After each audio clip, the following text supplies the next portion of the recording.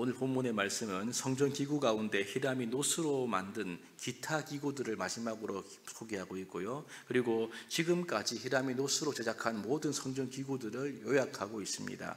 여기에 더하여 솔로몬이 만든 성전의 금기구까지 언급하면서 성전의 모든 기구들이 완비됨으로써 성전 건축이 실질적으로 완공되었음을 우리에게 알려주고 있습니다. 40절에 보시면 히람이 또 물두멍과 부삽과 대접들을 만들었더라. 이와 같이 히람이 솔로몬 왕을 위하여 여호와의 전의 모든 일을 마쳤다. 이렇게 기록하고 있죠. 여기 물두멍과 부삽과 대접들을 이제 만드는 것으로 히람이 여호와의 성전에 필요한 모든 물건들을 다 만들었다고 이렇게 기록합니다. 여기서 물두멍은 소수로 번역하는 것이 좋습니다. 왜냐하면 앞달락에 이미 물두멍을 언급했기 때문에 역대기의 기록과 오늘 본문 45절 말씀을 참고로 해서 보면 여기 물두멍은 소수로 번역하는 것이 적절합니다. 그러니까 솥과 부삽과 대접 같은 것들 아주 하찮아 보이고 일반적으로 어디에서 구할 수도 있을 것 같은 그런 물건들 같은데 이런 물건들 하나하나까지도 다 히람이 노스로 제작했다라고 말씀합니다. 이것은 성전을 위한 물건들은 작은 것이라고 하더라도 구별되어야 한다. 이 점을 우리에게 알려주고 있는 거죠. 여러분 그렇습니다. 하나님께 쓰이는 것은 그 가치가 좋은 것이기 때문은 아닌 거죠. 어디서나 구할 수 있는 일반적이고 평범한 것이라 하더라도 오직 구별되어야지만 하나님께 쓰임받을 수가 있다. 이 점을 우리에게 말씀하고 있습니다. 이것이 바로 하나님께 쓰임받는 원리인 거죠. 우리가 하나님께 쓰임받고 사용된 인생의 비결이 무엇인가? 그것은 우리의 자격이나 우리의 능력 자체에 있는 것이 아니라는 말씀인 것입니다. 매우 평범하고 또 특출하지 않아도 오히려 우리가 많은 부족함과 약함을 가지고 있다고 하더라도 그리스도 예수 안에서 구별된 은혜를 받은 하나님 백성이라고 한다면 우리가 비록 작은 자이고 평범한 자이고 아무리 우리가 내세울 것이 없다고 하더라도 누구나 우리가 구별되었다고 한다면 하나님께 쓰임받을 수가 있다. 이 진리를 우리에게 말씀하고 있습니다. 우리가 하나님께 구별될 때 하나님의 거룩한 도구가 될 수 있다는 사실을 기억하면 좋겠습니다. 그리고 41절부터 45절까지 말씀은 지금까지 히람이 노스로 만든 성전의 기구들을 다 요약하고 있는데요.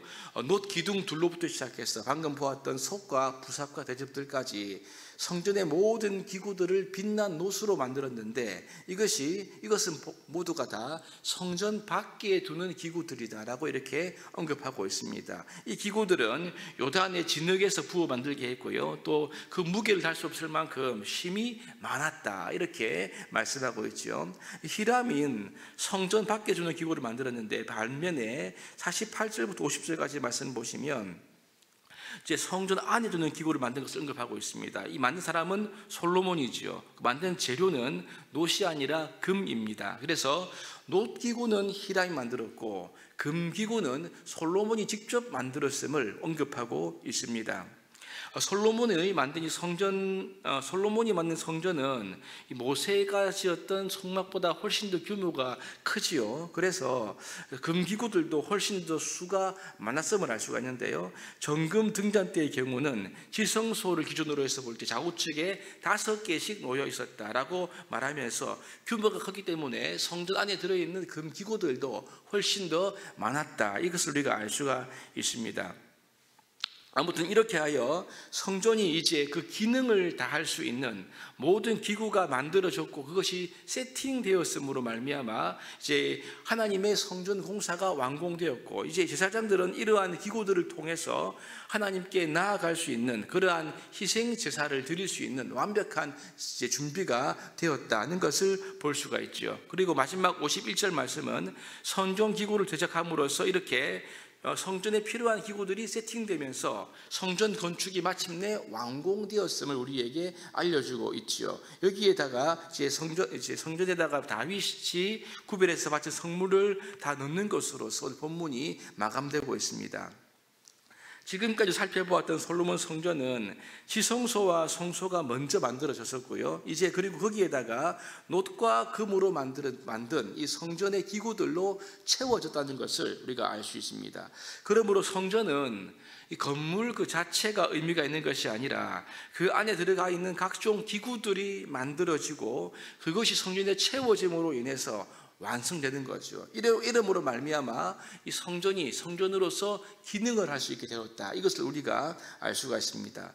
이 모세 시대의 성막이 광야에서 이스라엘 백성들이 중심이 되었던 것 같이 이 솔로몬 성전은 이스라엘 나라의 중심이 되어서 이들이 이제 기능을 하고 역할을 함으로 말미암아 이스라엘을 향한 하나님의 본래의 의도가 이루어질 수가 있는 거죠. 그것은 바로 이 이스라엘이 제사장 나라가 되어서 모든 민족과 열방을 하나님께로 인도하는 사명을 감당하는 것, 이것이 성전의 기능인 것입니다. 솔로몬 성전이 제대로 기능하여서 이스라엘 하나님께 예배하고 하나님의 임재를 누리고, 그래서 하나님의 말씀대로 사랑과 정의를 행하는 삶을 통해서 땅의 모든 끝이 여호와를 경외하는 비전, 이것이 바로 성전이 자리하는 중심된 비전인 것을 우리가 알 수가 있죠. 그러려면 이 성전은 건물 자체로서의 의미가 아니라 성전이 제대로 기능할 수 있도록 이러한 기구들이 채워져야 할 필요가 있었던 것입니다. 그래야지 완공된 성전이라고 불릴 수가 있는 거죠. 여러분, 이 말씀 우리가 어떻게 이해할 수 있을까요? 신약 시대의 성전은 부활하신 예수 그리스도의 몸이라고 이렇게 말씀합니다. 예수님께서 헤롯 성전을 헐라고 말씀하지 않습니까? 그러면 사흘 만에 다시 그것을 일으키시겠다고 말씀하시는데, 이것을 가리켜 요한은 그 성전은 예수님의 몸이다 이렇게 말씀하고 있습니다.